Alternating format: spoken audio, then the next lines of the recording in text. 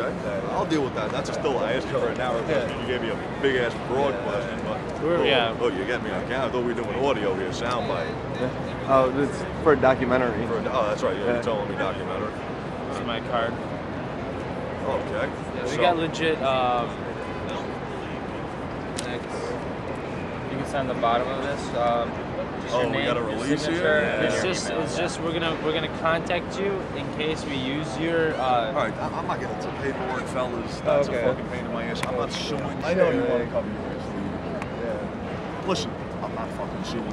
I'm gonna give you a quick soundbite. That's gonna be that.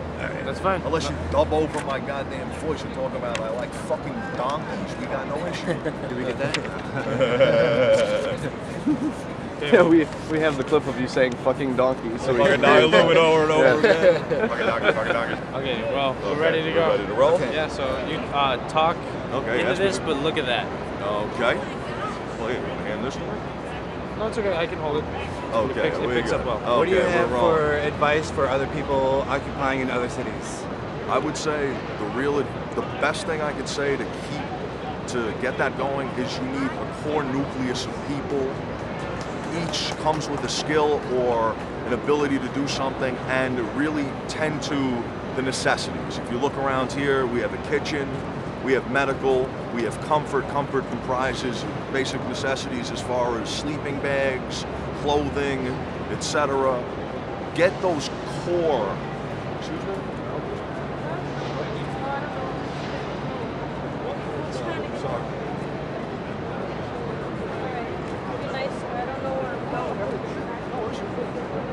Sorry about that, fellas. But what's it called?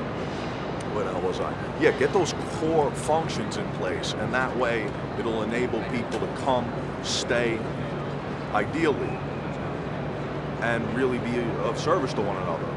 And once that happens, if I can go somewhere, I know I have some food, I got a sleeping bag. I mean, that's predicated on having the resources, of course, which is another question entirely. But once you have that nucleus, a core group of people that are committed to doing it, know one another, interact well with one another. I can't stress that enough, that these people need to speak together, they need to be responsive to one another's needs, and have a constant line of communication. Then once you have that nucleus, you can build on it. Other people will show up. Once you have that core, they can go and do what they feel they're able to do, and their best at would make them happy. That'll keep them there, and will make them want to wake up in the morning and keep doing that. And then once you have that, that's the best thing I can tell you. That'll get away you go, and whatever problems you come into, you'll have to deal with them on the fly, much as we have. So we were pretty much told that this park right here is privately owned, correct? Yes.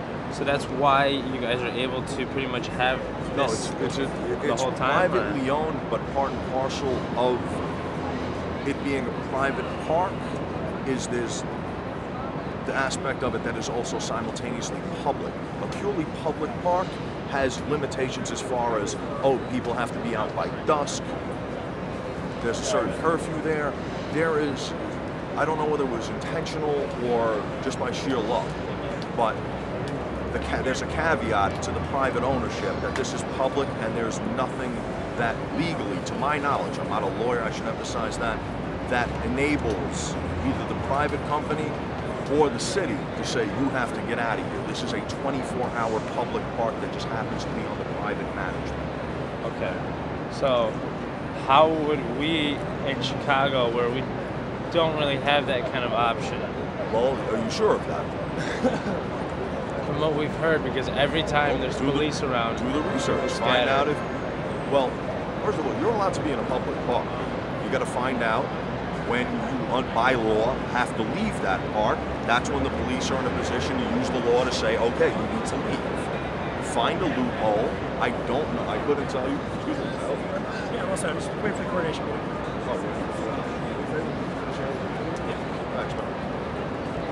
I don't know whether that is an option. You guys do your research. If you want to do it, do your research, find that loophole or another loophole, and that way you have that legal protection. The landlord here they've been circulating in the press that they're thinking about filing a lawsuit. Nothing has been filed yet, as of yet to my knowledge. But we may end up having to come against that barrier, but I haven't personally read the contract, so I am not. I don't want to speak and say something conclusive on that. Whether they would have any grounding in a case, but in all probability they're going to try it. They're going to wait till the weather becomes colder and hope attrition takes us out. But part and parcel of what's grown up here, I think we can deal with that by the scale and the relative success we've had. I think we can. Everybody, people are cognizant that the winter's coming. People are talking to each other about it, and ultimately, and as I said, the most important thing is that people talk to each other. The various groups talk to each other. That's the basis in which we'll be able to cope with it. That is our sole. The stronger that is, the better we'll be able to deal with it. Awesome. All right. Well, thank you very much for your